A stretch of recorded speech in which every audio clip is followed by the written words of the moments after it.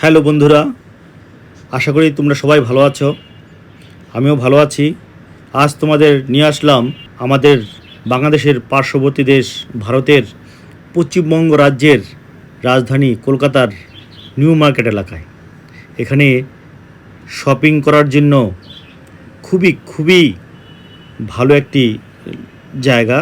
আমরা সপরিবারে গিয়েছিলাম, তখন আমরা আসন্ন দুর্গাপুজো উপলক্ষে শপিং করেছি। এই নিউ মার্কেটে কি না পাওয়া যায়।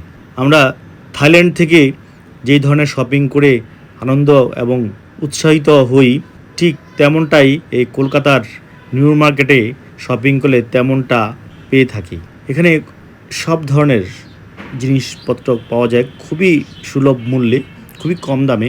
এবং বাংলাদেশে যে আমরা শপিং করে থাকি বড় বড় ব্র্যান্ডের শোরুমগুলোতেও কিছু কিছু জিনিস আছে যেগুলো আমার কাছে মনে হয় এই নিউ মার্কেটের এই বাহিরে যে দোকানগুলো আছে এখান থেকে এনে বিক্রি করে। কারণ আমরা বাংলাদেশে মোটামুটি বড় বড় শপিং মলগুলোতে শপিং করেছি, তা সেখানে দেখতে পাই যে হুবহুব একই জিনিস একই রকম।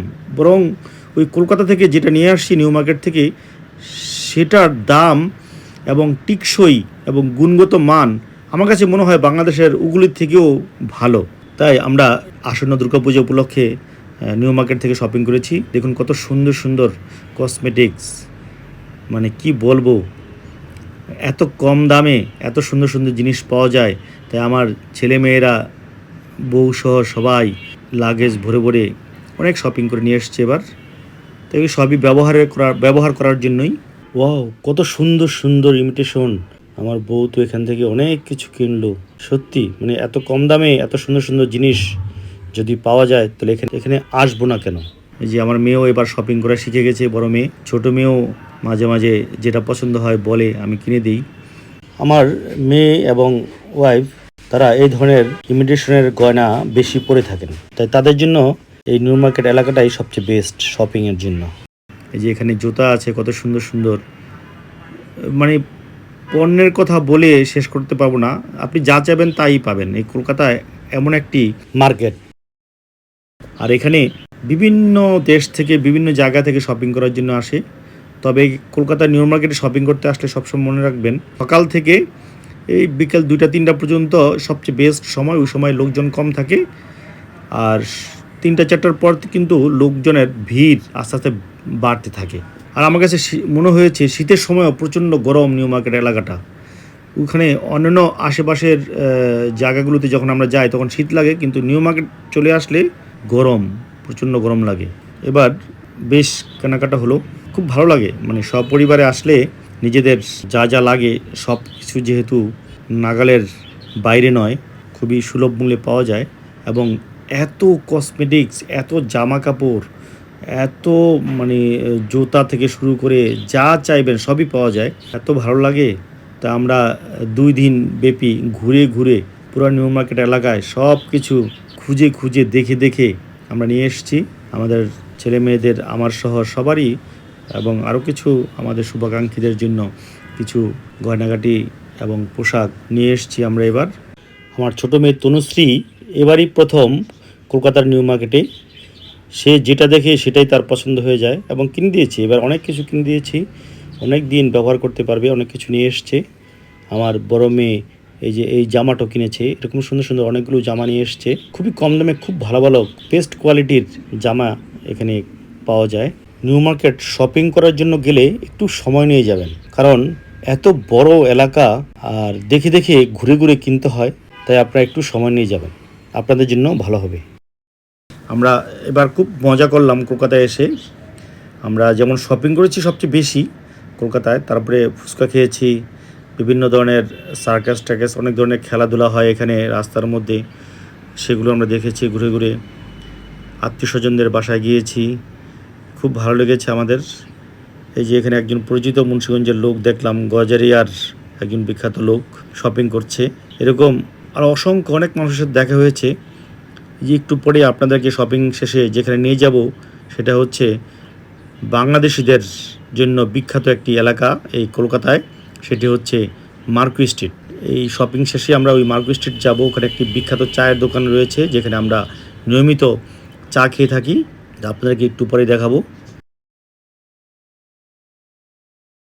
আর এই দেখুন, এই যে ইমিটেশনের কত সুন্দর সুন্দর চুড়ি, বালা, কানের হারটার থেকে শুরু করে সব কিছুই পাওয়া যায়। শাখা বাদাই করা এখানে পাওয়া যায়, খুব সুন্দর, প্রচুর ভিড়। আমরা যখন গিয়েছিলাম মেঘলা আকাশ ছিল, বাট দুপুরবেলা বৃষ্টি হয়েছে সকালে, তাই রৌদ্রটা তেমন নেই, হালকা রৌদ্র, কিন্তু গরম আছে বেশ ভালো। তা আমরা ঘুরে ঘুরে সবার জন্যই কিনলাম, খুব ভালো লাগলো।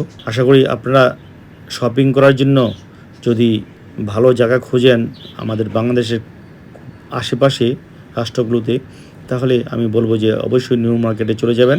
খুব কম দামে খুব ভালো ভালো জিনিস পাবেন। তবে শপিং করার জন্য আরও বেশ জায়গা রয়েছে, যেটা ওই থাইল্যান্ডের থেকে বাংলাদেশে এনে সবাই বিক্রি করে। তো আমরাও থাইল্যান্ড থেকে শপিং করেছি, বাট তবে তুলনামূলকভাবে থাইল্যান্ডে আর একটু কম দাম এবং জিনিস একই কোয়ালিটির। বাট কলকাতা যেহেতু পাশাপাশি দেশ, তাই আমরা কলকাতাতেই শপিং করে স্বাচ্ছন্দ্য বোধ করি। যাওয়া আসার খরচটা কম এবং অল্প সময়ে থেকে শপিং করে নিয়ে আসা যায়, কারণ ওখানে আবার সবাই বাঙালি, বেশিরভাগ দোকানের ওরা বাংলা বোঝে, বাংলা কথাবার্তা বলে সব কিছু কেনাকাটা করা যায়। কিন্তু থাইল্যান্ডে কিন্তু বাংলায় সব জায়গাতে ওনারা বোঝেন না, তাই ইংলিশ অথবা থাইল্যান্ডি ভাষায় কথা বলতে হয়। তাই আমরা হয়তো থাইল্যান্ডে থেকে কলকাতাতেই শপিং করে স্বাচ্ছন্দ্য বোধ করি।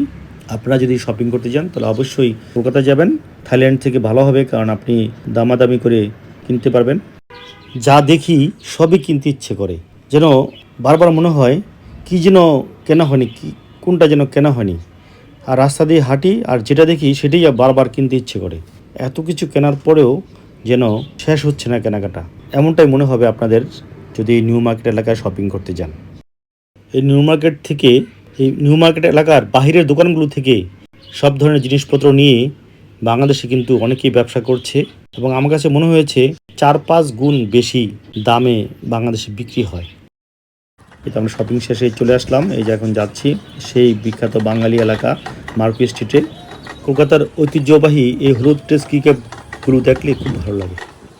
সুপার গেস্ট হাউস, খুব ভালো হোটেল এটাতে আমি একদিন থেকেছিলাম। লিকার শপগুলো রাস্তায় রাস্তায়, একটু পর লিকার শপ। এই বোস কোম্পানিতে আমি বেশ কয়েকবার খেয়েছি, খুবই সুস্বাদু খাবার। এই যে একটু পর লিকার শপ, মশলার দোকান ভরা, যা যাবেন সবই পাওয়া যায়। এই যে লিকার শপ, হেনিকেন, ওয়াও, প্রচুর বিদেশি পর্যটক এই এলাকায় এসে থাকেন, আমরা দেখতে পাই, খুব ভালো লাগে। এটা শ্রীলেদারের শোরুম, এখানে জ্যাম পড়ে গেছে, মানে সিগন্যাল। এই যে আমার ওয়াইফ এবং মেয়ে সিগন্যাল দাঁড়িয়ে আছে। এই যে এখন যাচ্ছি, আবার আমরা একটু সামনে আগাচ্ছি। এই যে আমরা রিক্সায় গিয়েছিলাম, এটা ঐতিহ্যবাহী কলকাতার রিক্সা, ঐতিহ্যবাহী গাড়ি, হলুদ ট্যাক্সি ক্যাব। এটা হচ্ছে সেই মার্কেট স্ট্রিট বিখ্যাত এলাকা বাঙালিদের জন্য। এই এলাকার বেশিরভাগ লোকজনই এই এলাকায় থেকে থাকে, এই এলাকায় সবচেয়ে বেশিরভাগ বাঙালিরা থেকে থাকে। আপনাদেরকে সামান্য একটু দেখালাম, আমার মেয়ের ট্রাম গাড়ি দেখছে। আজ রাখছি, ধন্যবাদ সবাইকে।